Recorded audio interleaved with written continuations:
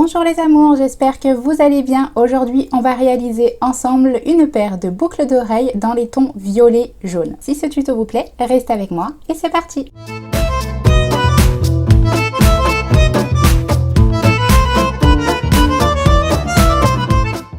Pour ce faire, vous aurez besoin de pâte polymère couleur prune numéro 63,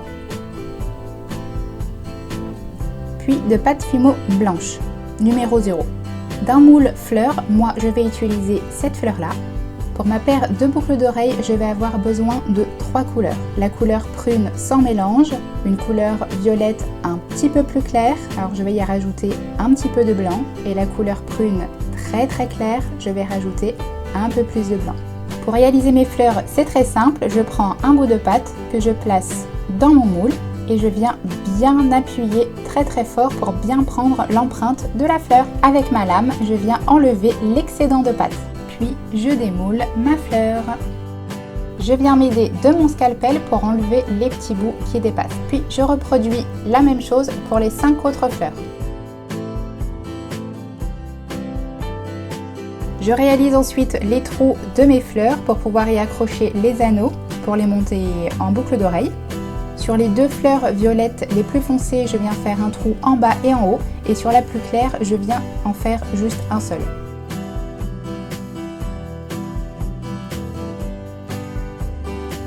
Une fois que c'est fait, ça part en cuisson 30 minutes à 110 degrés. Les voici après cuisson et bien refroidis. Et bien le moment du ponçage pour enlever toutes les petites traces que vous voyez. Alors moi j'utilise un Dremel électrique, mais vous pouvez très bien utiliser les feuilles à poncer.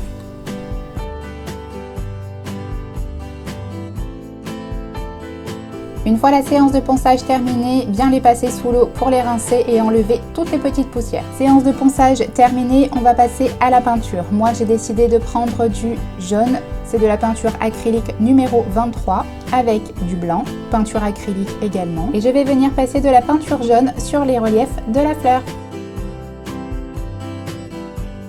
Sur la fleur du milieu, je décide de faire un jaune un petit peu plus clair en mélangeant du jaune et du blanc.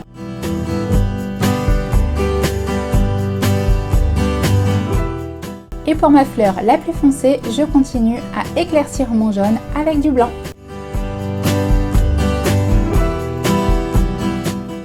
Puis je reproduis cette étape sur mes autres fleurs.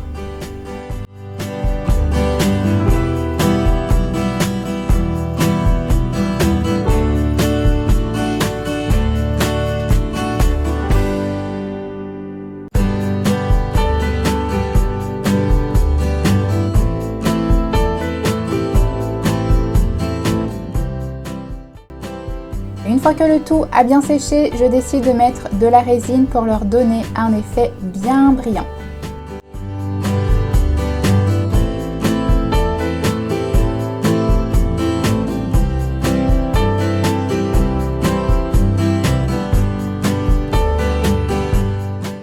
Je viens ensuite passer ma petite flamme pour enlever toutes les bulles d'air et je place le tout sous ma lampe UV pour catalyser.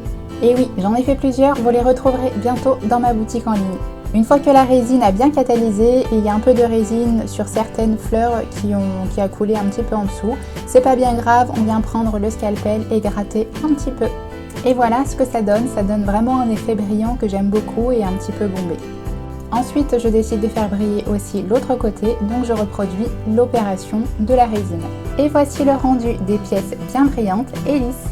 Toutes mes fleurs sont fin prêtes pour les monter en boucle d'oreille. Ce sont des petites pièces très légères et très fines, vraiment pas lourdes pour les oreilles. J'en ai pesé une après le montage, la boucle d'oreille pèse 2 grammes, donc 4 grammes pour la paire de boucles d'oreilles. Je n'ai pas filmé le montage de la boucle d'oreille. Si le montage bijoux vous intéresse, dites-le moi en bas en commentaire et je ferai un tuto sur un montage de bijoux.